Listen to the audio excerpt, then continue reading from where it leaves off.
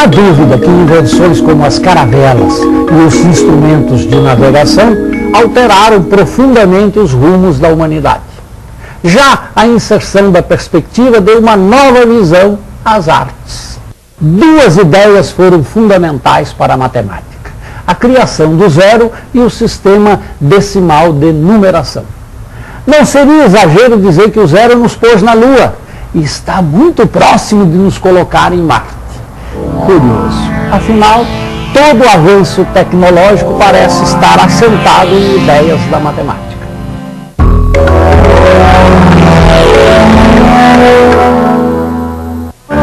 O homem começou a fazer arte na caverna. São pinturas e gravuras conhecidas como arte rupestre. Aquilo que ele via, temia ou simplesmente o que ele queria, ele pintava, desenhava ou gravava. Uma das hipóteses que levantamos hoje é que ele fazia essa arte para espantar os fantasmas e dominar a natureza. Afinal, é muito mais fácil dominar um animal perigoso num desenho do que na realidade, não é? Hoje, quando não precisamos mais desenhar animais para dominá-los, ainda temos de espantar nossos fantasmas. Fantasmas da solidão, da incompreensão, da rebeldia, da perda, da felicidade, do destino, fantasmas da matemática.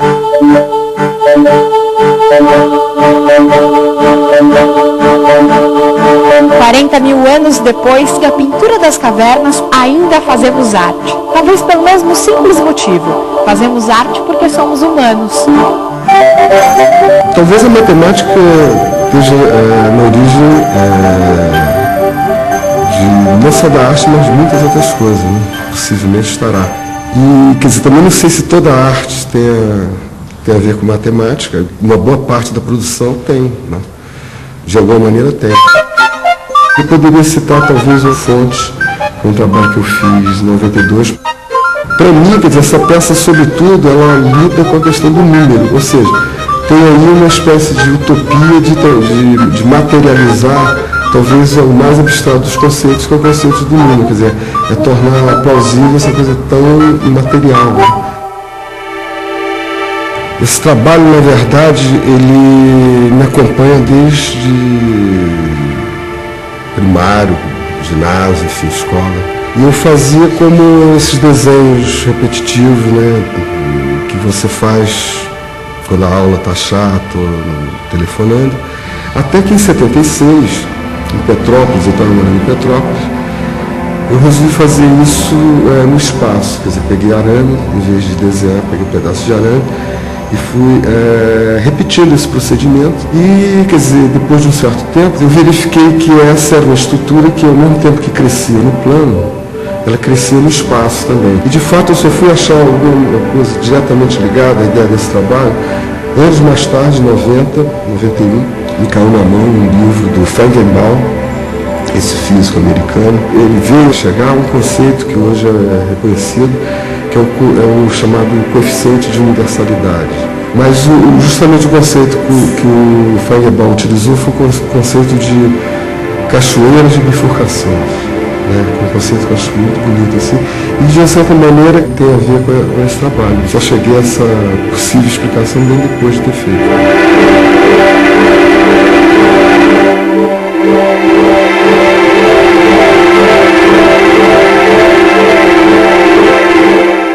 Cid Meirelles é um artista de hoje. Suas obras fazem parte do nosso universo. Seriam impensáveis, por exemplo, no século XIX, porque se pensava de outra maneira. Mas talvez a gente possa perguntar, o que liga a pintura das cavernas com a arte de Cid Meirelles?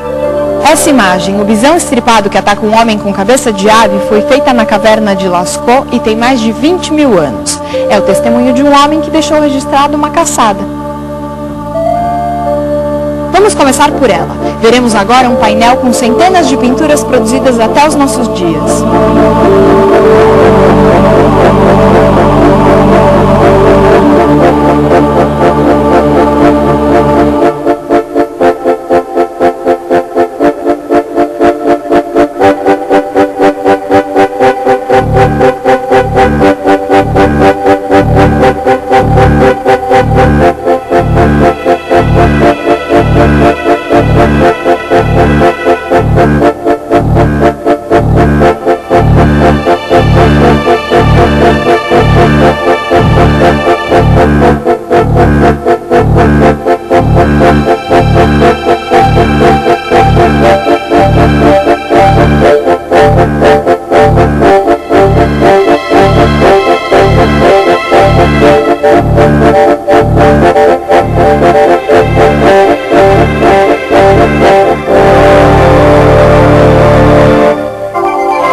assim rapidamente, a gente consegue perceber uma evolução no jeito do homem fazer arte. A gente não consegue ver cada pintura, mas consegue captar uma forma que se transforma. A partir da arte do homem pré-histórico, vamos até o ano 500.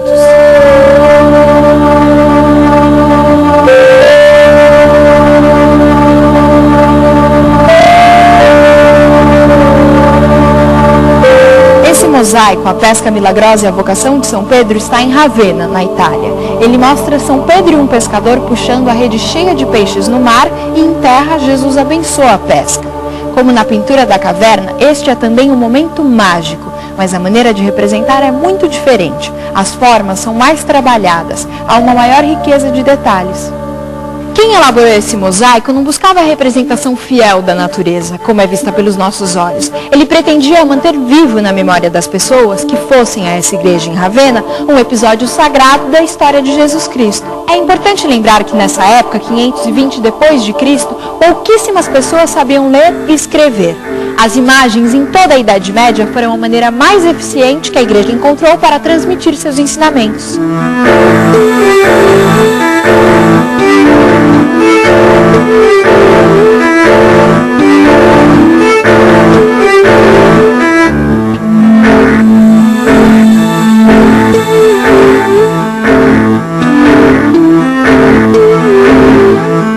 O espaço desse mosaico é quase bidimensional.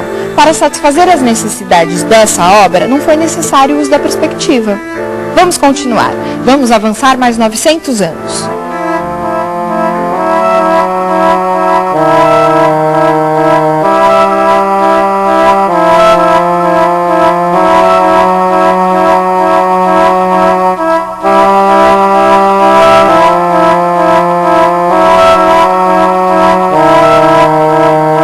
Neste quadro, O Milagre da Hóstia, pintado pelo italiano Paolo Cello em 1468, temos a clara intenção de representar a cena de maneira realista. Observem esse chão. O artista pintou o chão da maneira exata como ele via. O xadrez com quadrados que diminuem de tamanho faz com que imaginemos o tamanho da loja. As linhas perpendiculares das paredes formam um conjunto coerente. É tão coerente que eu posso caminhar sobre ele. Eu posso vir aqui para o fundo. Posso caminhar para o lado, ou posso ficar atrás desse balcão ao lado desta simpática e jovem senhora. A época de Paolo Cello ficou conhecida como Renascimento e teve vários gênios, como Leonardo da Vinci e Michelangelo. Foi a época dos grandes descobrimentos. As naus portuguesas e espanholas mostraram que o mundo não era plano. O mundo físico havia mudado e a nossa consciência também. Se o espaço no mosaico de Ravenna era limitado, no Renascimento ele se tornou infinito.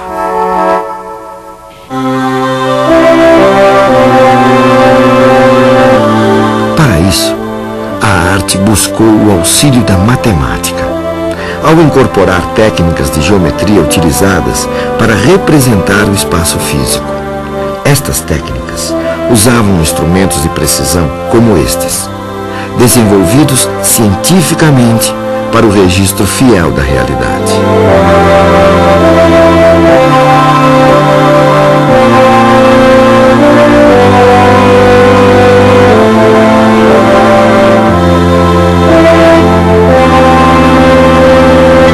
Mas não foram só as artes que nessa época se aproximaram dos procedimentos científicos.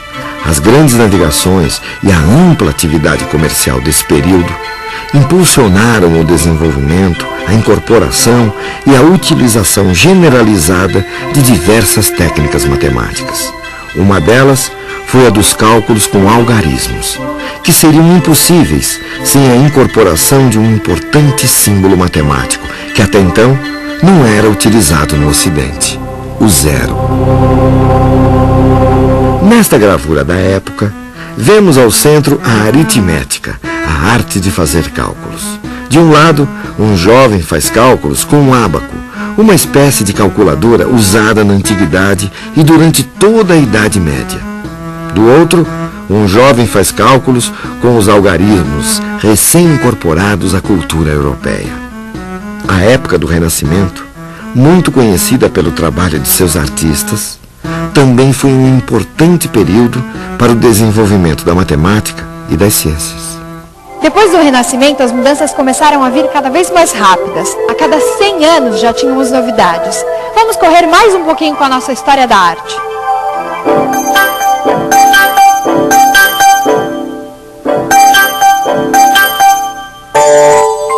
Esse é o quadro As Meninas, de 1656, do pintor espanhol Diego Velázquez. O espaço representado aqui ainda é o mesmo do Renascimento, o espaço tridimensional.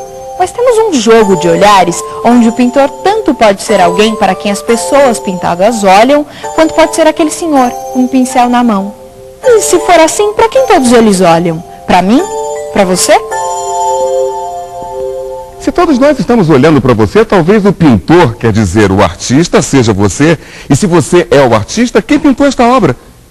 Isso deixa a gente confuso e essa ideia de arte em um minuto me deixou fora do tempo. Mas, enfim, se você é o artista, o que é arte? Arte, para mim, é tudo. Qualquer coisa que foi criada, escrita, pintada, pensada, pode ser considerado arte. A arte é a expressão da alma, a expressão do ser humano sobre o planeta, né?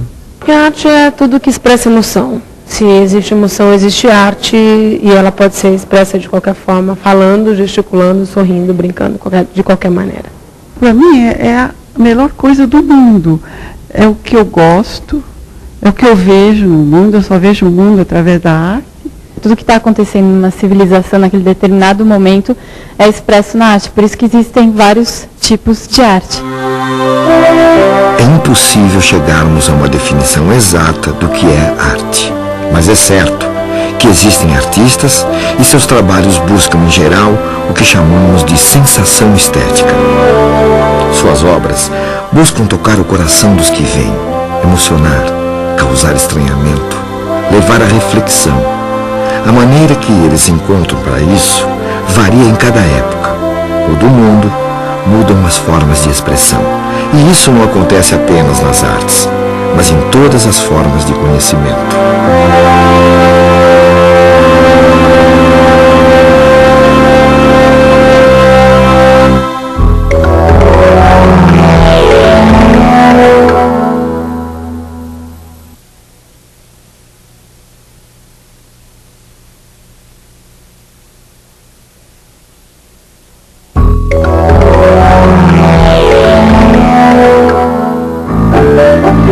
Partindo novamente do Homem das Cavernas, vamos agora até aos nossos dias.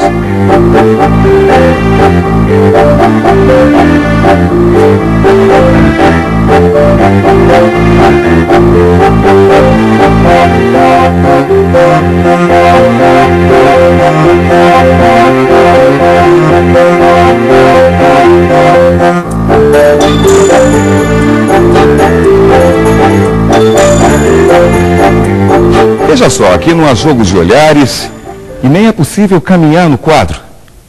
Depois de registrar seus feitos nas paredes das cavernas, contar os episódios sagrados nos murais, esculturas e mosaicos, criar técnicas sofisticadas para retratar o que se vê, o homem chegou ao século XX buscando novas maneiras de se expressar.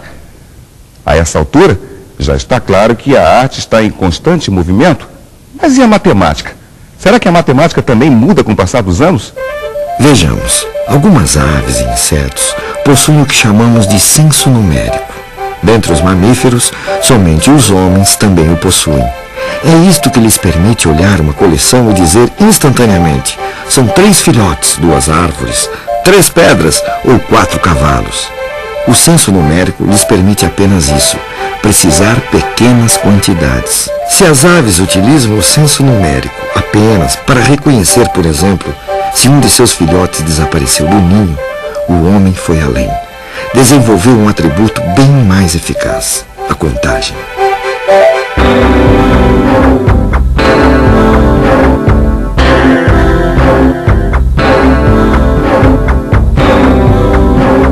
Numerando os objetos um a um, pode-se contar conjuntos de coisas muito maiores que os percebidos somente pelo senso numérico.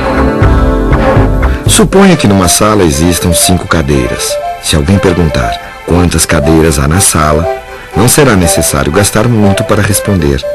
Basta levantarmos os 5 dedos de uma mão e se estará dessa forma, associando um a um os elementos de uma coleção padrão, à mão à coleção de cadeiras da sala. Porém, se quisermos contar a mesma coleção de cadeiras, pode-se erguer ou abaixar os dedos em sucessão e pronto. O homem aprendeu a contar. Mas e os cálculos? Será que quem sabe contar sabe calcular? Você sabia que na época em que já se utilizava a perspectiva na pintura, a maioria das pessoas não sabia fazer cálculos? Não sabia mesmo. Sabiam contar. Agora, fazer cálculos de adição, de subtração, era uma tarefa muito dura com os símbolos que eles usavam. No caso, os algarismos romanos.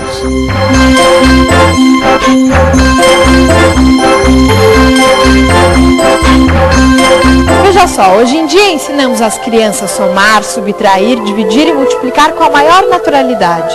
Há 400 anos atrás, a maioria dos homens que necessitavam fazer operações matemáticas, mesmo as mais elementares, recorriam aos ábacos. Alguns ábacos eram feitos com sulcos na areia. Mais tarde, se tornaram tábuas de madeira, divididas em colunas ou pequenas varetas, com pedrinhas furadas.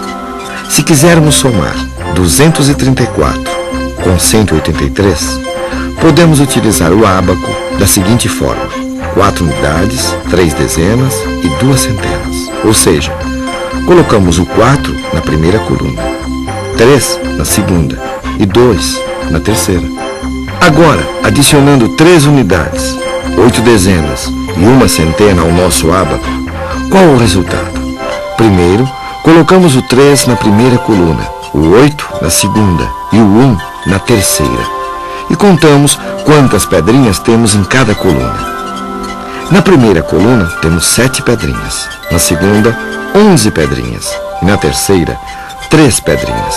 É fácil perceber que 10 pedrinhas numa coluna equivalem a 1 pedrinha na coluna mais à esquerda.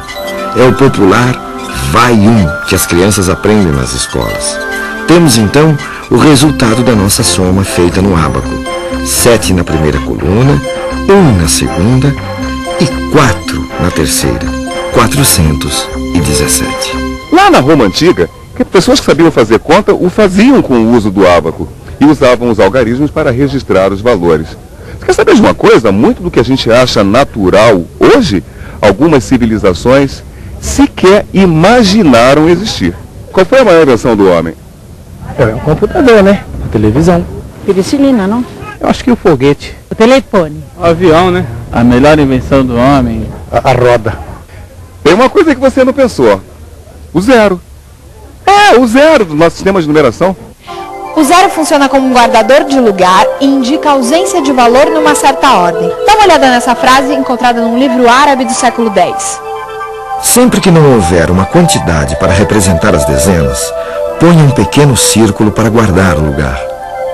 Veja só, é impossível diferenciar o 43 do 403, do 430 ou do 4030. Sem o zero, o registro dessas quantidades diferentes é sempre 43. Assim, tudo leva a crer que a descoberta do zero foi uma espécie de acidente, causado pela tentativa de registrar o resultado de algumas operações feitas com o ábaco. A ausência de pedrinhas no ábaco deve ter sugerido a algum matemático antigo a ideia do zero. Muitos resultados não apresentavam pedrinhas, números para serem registrados. É aí que entra o zero, para guardar o lugar. O zero faz os números saltarem. O 5 na primeira casa é 5. Na segunda, com um zero ao lado, é 50, e assim por diante. Esse sistema torna-se prático para realizar operações. Mais tarde, passamos a escrever números imensos, como 6,02 vezes 10 a 23, ou seja, 602 acompanhado de 21 zeros. O zero está presente mesmo quando a gente não vê. Quando escrevemos 1986, na verdade estamos somando 1000 mais 900 mais 80 mais 6. Olha só quantos zeros tem aí.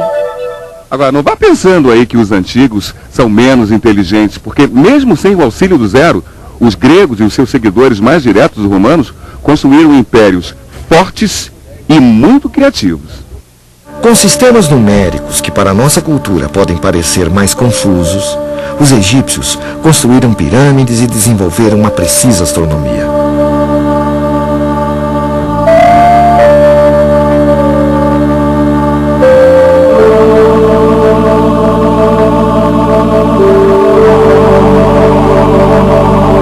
mesma forma, as civilizações pré-colombianas exibiram uma extraordinária cultura, foram grandes construtores e notáveis calculistas.